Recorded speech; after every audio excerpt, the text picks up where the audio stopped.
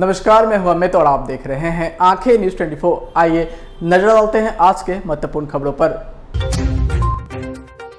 जदयू अध्यक्ष ललन सिंह द्वारा बोझ दिए जाने मामले पर सम्राट चौधरी के बयान के बाद जदयू ने सम्राट चौधरी को थमाया नोटिस।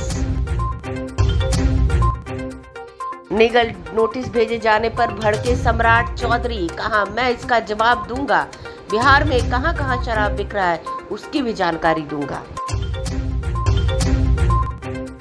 पुलिसिया व्यवस्था को चुस्त और दुरुस्त करने के लिए मुख्यमंत्री नीतीश कुमार ने 576 पुलिस वाहनों का किया लोकार्पण। 5 दिवसीय हनुमंत कथा वाचन के बाद वापस बागेश्वर धाम लौटे पंडित धीरेन्द्र शास्त्री। चिराग पासवान ने कहा, इसको मुद्दा बनाना कि कोई मतलब नहीं। पूर्व केंद्रीय मंत्री आरसीपी सिंह ने मुख्यमंत्री नीतीश कुमार पर जमकर साधा निशाना, कहा जदयू में कुछ नहीं बचा, पार्टी डूबता हुआ जहाज। अब खबरें विस्तार से। इस खबर के प्रायोजक हैं Lohianagar mount Carmel high school, Gyansthali high school और LMC कम्युनिकेशन। नमस्कार, मैं हूं अमित और आप देख रहे हैं आंखें न्यूज 24। जदयू के राष्ट्रीय अध्यक्ष ललन सिंह ने रविवार को मुंगेर में भोज का आयोजन करवाया था। इसको लेकर बीजेपी ललन सिंह पर लगातार निशाना साध रही है। बीजेपी के प्रदेश अध्यक्ष सम्राट चौधरी ने सोमवार को आरोप लगाया था कि ललन सिंह द्वारा आयोजित भोज चावल मटन के साथ शराब भी परोसी गई थी। वहीं इस पर जदयू ने मीट चावल के साथ कथित तौर पर शराब परोसे जाने वाले बयान को लेकर बिहार बीजेपी के प्रदेश अध्यक्ष सम्राट चौधरी को नोटिस भेजा है। नोटिस में कहा गया है कि सम्राट चौधरी अपने बयान को लेकर प्रमाण सार्वजनिक करे और नोटिस का जवाब 15 दिनों के अंदर दे, अन्यथा उनके विरुद्ध कानूनी कार्रवाई की जाएगी। बीजेपी के प्रदेश अध्यक्ष सम्राट चौधरी को नोटिस मुंगेर जदयू के जिला अध्यक्ष नचिकेत मंडल ने अधिवक्ता राजकिशोर के माध्यम से भेजा है। बता दें कि सम्राट चौधरी ने सोमवार को आरोप लगाया था कि ललन सिंह द्वारा अपने लोकसभा क्षेत्र मुंगेर में एक भोज का आयोजन किया गया था, जिसमें शामिल हुए लोगों को चावल मटन के साथ शराब भी परोसी गई है। उल्लेखनीय है कि बिहार में शराबबंदी है। ये केस जो है हमारे क्लाइंट संतोष कुमार सहनी जी ने आए हमारे चैम्बर और बताया कि ये पोलो ग्राउंड में दिनांक 14/5/2023 को जो एक कार्यकर्ता सम्मान का जो भोज आयोजित किया गया था, उसमें राकेश चौधरी को सम्राट चौधरी जी ने अनाप शनाप बयान दिए हैं कि मटन चावल और शराब का जो है उसमें परोसा गया है। उसी बात को लेकर के जो है कि नालसी बात जो है हम इनके श्री संतोष कुमार सहनी जी के कहने पर जो है दायर किए हैं। क्या मुकदमा होगा? मानहानि का होगा। मुकदमा नंबर क्या होगा सर? मुकदमा नंबर क्या है? मुकदमा नंबर है 527/2023। इसमें कई 20-22 को गवाह भी हैं। उसके बाद ये प्रातः किरण में जो छपा है दैनिक जो है छपा, उसकी भी कॉपी लगाए हैं। और वो जो वीडियो आया है मुंगेर लाइव जो यूट्यूब चैनल का जो है उसका भी पेन ड्राइव प्रस्तुत करेंगे एविडेंस में। आप अपना नाम और पद बता दें। मेरा नाम हुआ ओमनाथ सहनी। 14 तारीख को हम लोग के जनता दल यूनाइटेड के राष्ट्रीय अध्यक्ष और मुंगेर के सांसद आदरणीय राजीव रंजन सिंह और ललन सिंह जी के द्वारा कार्यकर्ताओं के सम्मान में महागठबंधन के कार्यकर्ता के लिए एक भोज का आयोजन किया गया था पोलो मैदान। और 15 तारीख को भारतीय जनता पार्टी के प्रदेश अध्यक्ष राकेश चौधरी और सम्राट चौधरी जी ने बयान दिया कि भोज में जो है मटन चावल के साथ साथ दारू भी परोसा गया, जो बिहार के मुख्यमंत्री नीतीश कुमार जी के नेतृत्व में। जबकि बिहार के मुख्यमंत्री नीतीश कुमार जी शराबबंदी के पक्षधर हैं और मजबूती के साथ बिहार में शराबबंदी को लागू किए हुए हैं, और उनके ऊपर इस तरह का झूठा लांछन लगाना, आरोप लगाना बिल्कुल ही गलत है। उसका हम लोग जो है पूरी तरह से निंदा करते हैं, उसकी भर्त्सना करते हैं। और साथ ही इस बात से हम लोग काफ़ी आघात पहुंचा है, हम लोगों को अपमानित महसूस कर रहे हैं। और इस अपमान का जो है भरपाई नहीं किया जा सकता है। इसलिए हम लोगों ने कल के ही डेट में सम्राट चौधरी के ऊपर नालिसी बात दायर की। Case number 527/2023। नहीं, अभी तो हम लोग चूँकि वही बयान दिए हैं, प्रातः किरण एक अखबार है और मुंगेर लाइव में जो है उन्होंने जो है बयान दिया था, उस पर जो है का ये कॉपी है जो बोले हैं, उसी के आप लोगों ने जो है ये एनालिसिस। अपना नाम और पद बता दें। संतोष सहनी, प्रदेश सचिव जनता दल यूनाइटेड।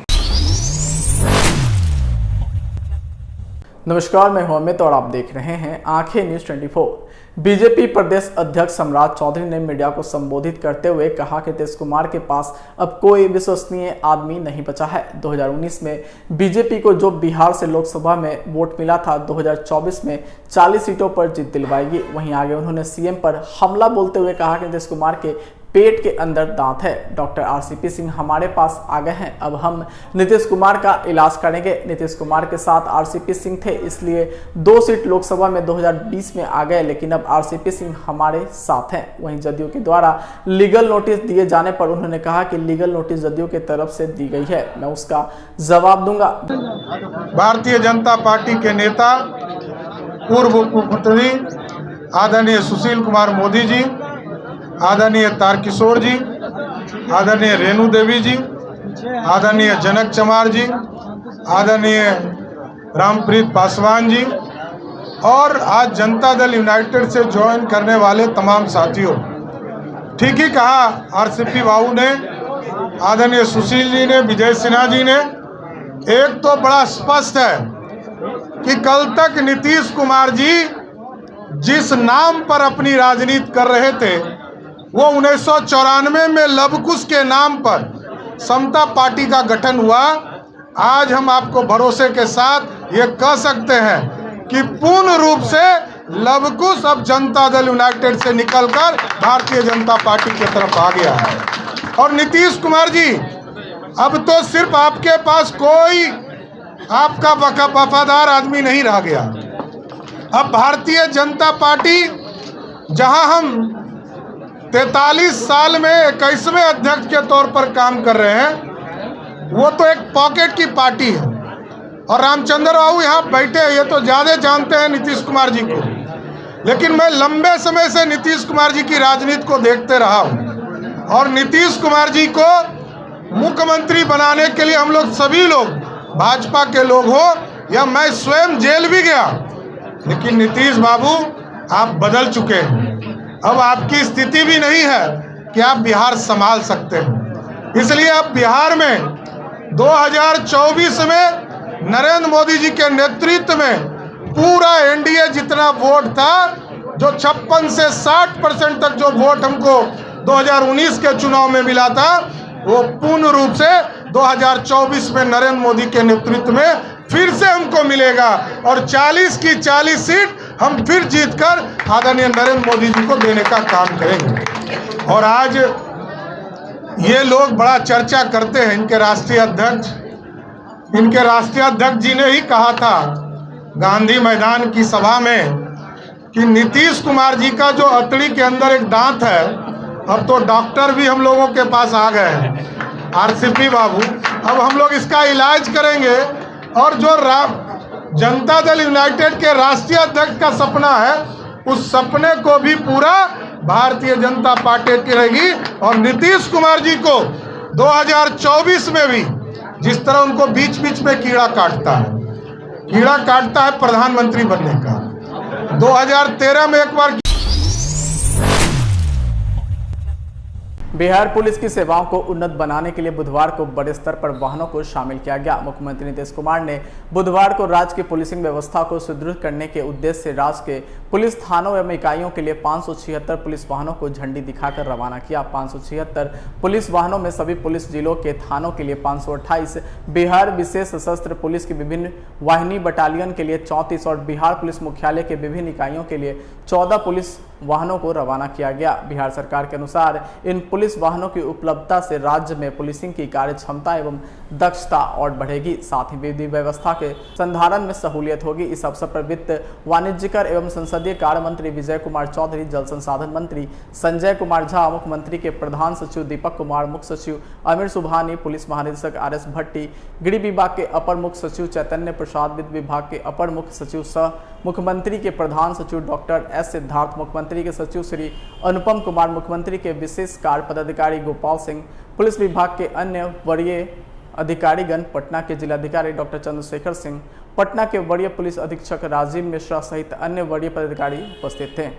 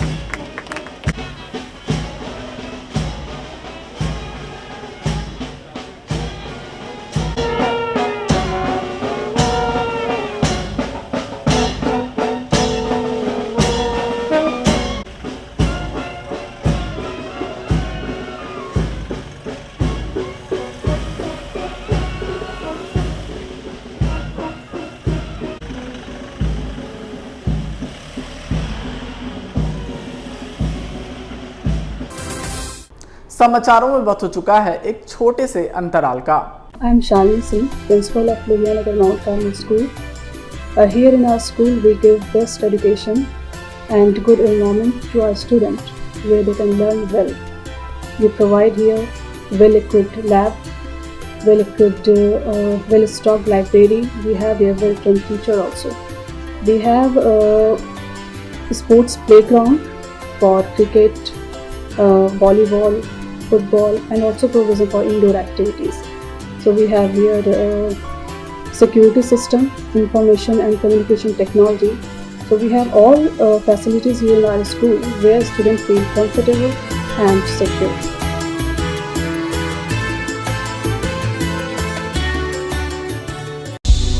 क्या आप पत्रकारिता के क्षेत्र में अपना कैरियर बनाना चाहते हैं?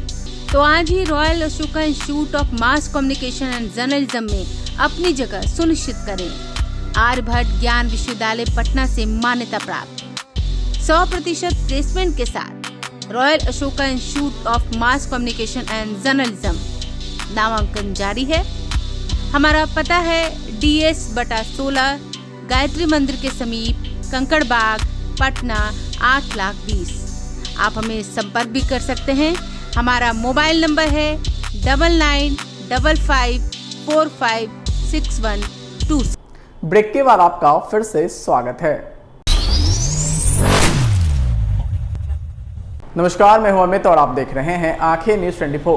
बागेश्वर धाम सरकार धीरेन्द्र शास्त्री 5 दिन के लिए बिहार दौरे के बाद बुधवार को बागेश्वर धाम के लिए रवाना हो गए। इस दौरान पटना एयरपोर्ट पर बाबा के भक्तों की भारी भीड़ उमड़ी। जाते जाते उनकी एक झलक पाने के लिए श्रद्धालुओं का तांता लगा रहा। इससे पहले तरेतपाली मठ में हनुमत कथा के समापन के बाद बाबा बागेश्वर ने बिहार की जनता से फिर आने का वादा किया। उन्होंने कहा कि बिहारी मेरी आत्मा है, जब तक प्राण रहेंगे तब तक बिहार आता रहूंगा। हनुमत कथा के आखिरी और 5वें दिन भी लाखों की तादाद में कथा सुनने श्रद्धालु पहुंचे थे। इस दौरान शायराना अंदाज में बाबा बागेश्वर ने कहा कि सितारों को आंखों में महफूज रखना, क्योंकि बहुत देर तक रात ही रात रहेगी। मुसाफिर हो तुम भी, मुसाफिर हैं हम भी, बालाजी ने चाहा तो फिर किसी मोड़ पर मुलाकात जरूर होगी। वहीं एयरपोर्ट पर मीडिया से बात करते हुए भाजपा सांसद मनोज तिवारी ने कहा कि एक बिहारी होने के नाते मैं बिहार के प्रत्येक लोगों का धन्यवाद करता हूँ।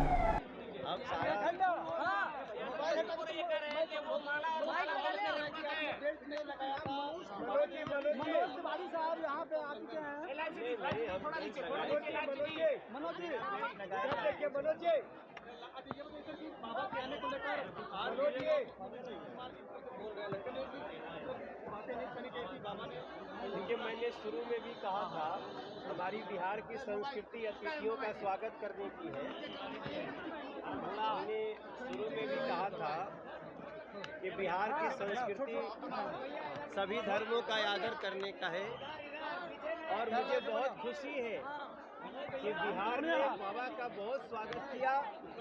बाबा जी धीरेन्द्र के शास्त्री जी फिर से गया में आ रहे हैं। चलिए हम सब हनुमान जी की कथा को और भगवान की कथा को आगे बढ़ने दिया।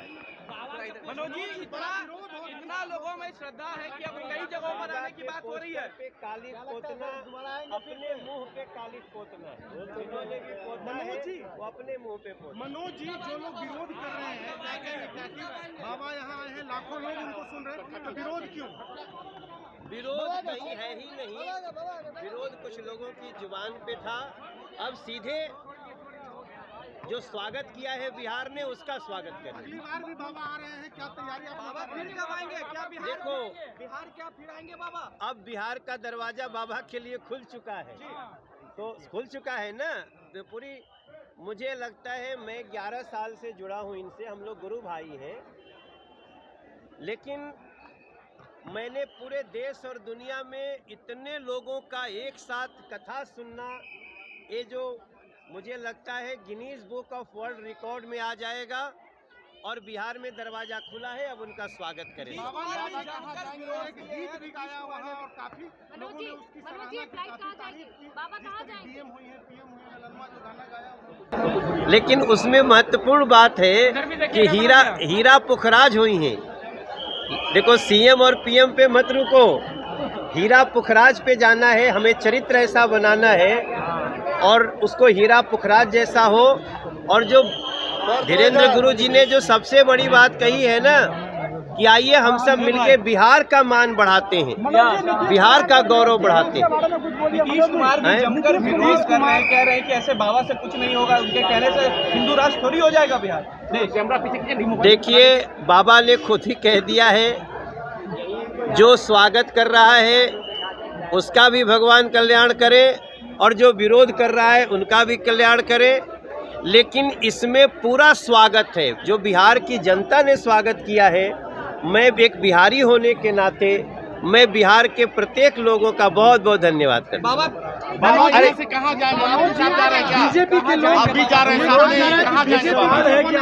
बाबा को पहले मैं यहाँ पे लाके आप लोगों के पास दे दिया था, अब मैं बाबा को बागेश्वर धाम पहुंचा के दिल्ली चला जाऊंगा। सवाल ये है मनोज जी, एक सवाल है कि आपका फोटो जो है सोशल मीडिया पर तेजी से वायरल हो रहा है कि जब आप बाबा आसाराम बापू के साथ भी नजर आ रहे थे और राम रहीम के साथ, इस पर आपका क्या कहना है? अरे यार, हम आसाराम बापू के साथ कभी नहीं नजर आए। क्या कहिएगा, सोशल मीडिया पर जो फोटो वायरल हो रहा है उस पर कुछ कहिएगा? नहीं, हम आसाराम बापू के पास कभी नहीं रहे हैं। नमस्कार, मैं हूं अमित और आप देख रहे हैं आंखें न्यूज 24।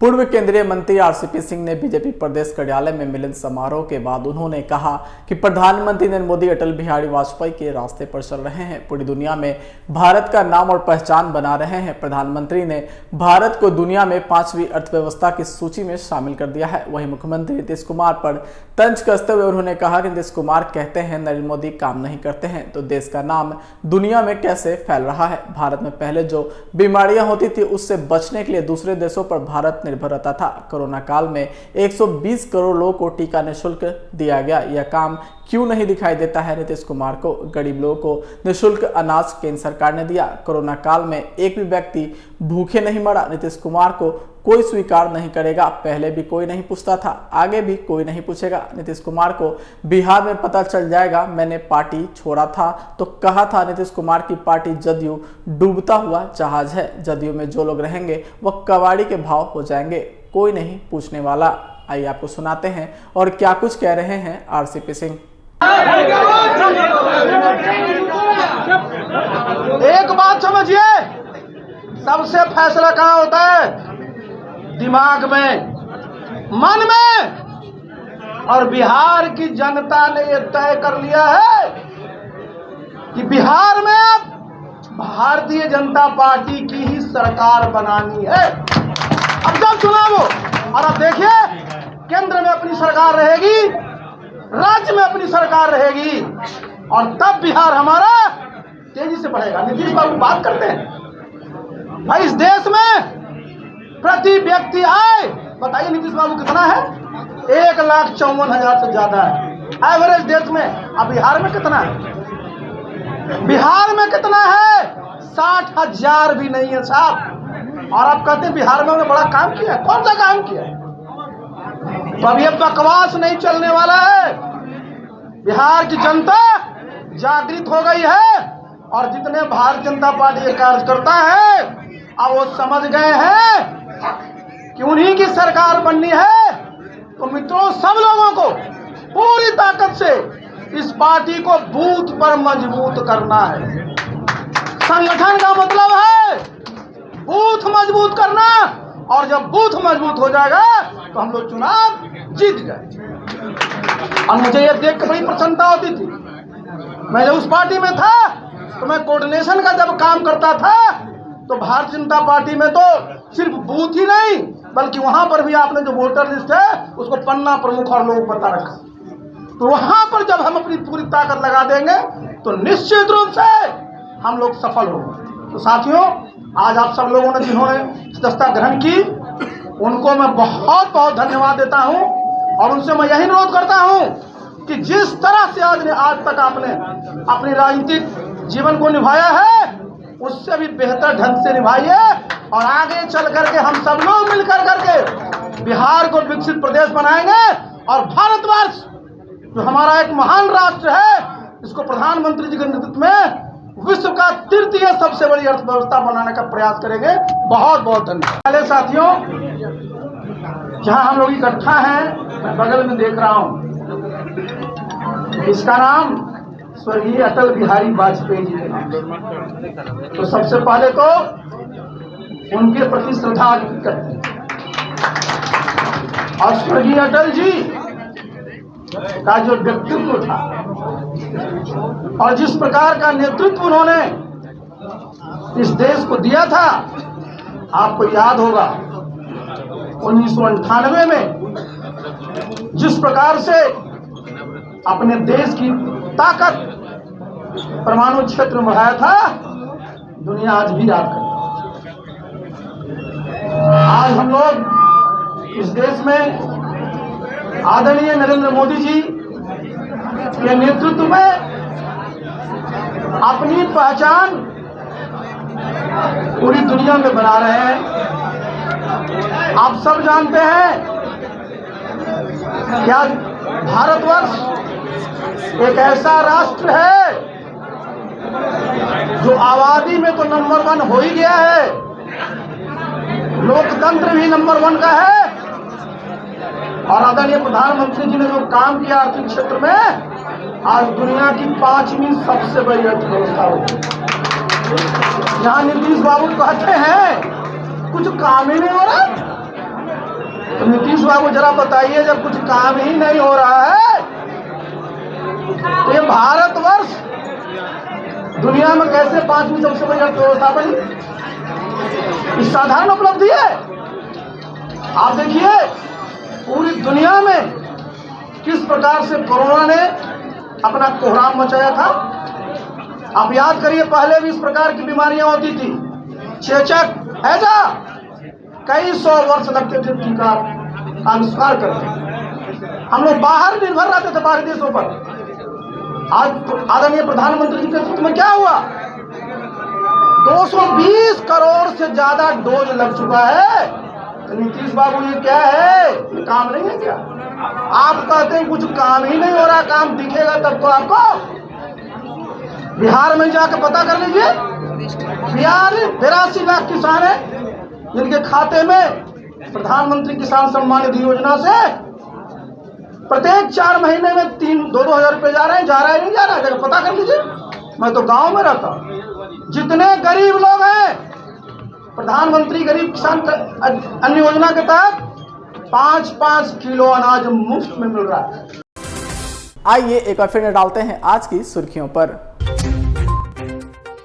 जदयू अध्यक्ष ललन सिंह द्वारा भोज दिए जाने मामले पर सम्राट चौधरी के बयान के बाद जदयू ने सम्राट चौधरी को थमाया नोटिस।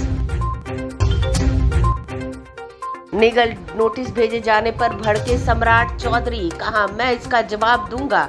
बिहार में कहां-कहां शराब बिक रहा है उसकी भी जानकारी दूंगा। पुलिसिया व्यवस्था को चुस्त और दुरुस्त करने के लिए मुख्यमंत्री नीतीश कुमार ने 576 पुलिस वाहनों का किया लोकार्पण। 5 दिवसीय हनुमंत कथा वाचन के बाद वापस बागेश्वर धाम लौटे पंडित धीरेन्द्र शास्त्री। चिराग पासवान ने कहा, इसको मुद्दा बनाना कि कोई मतलब नहीं।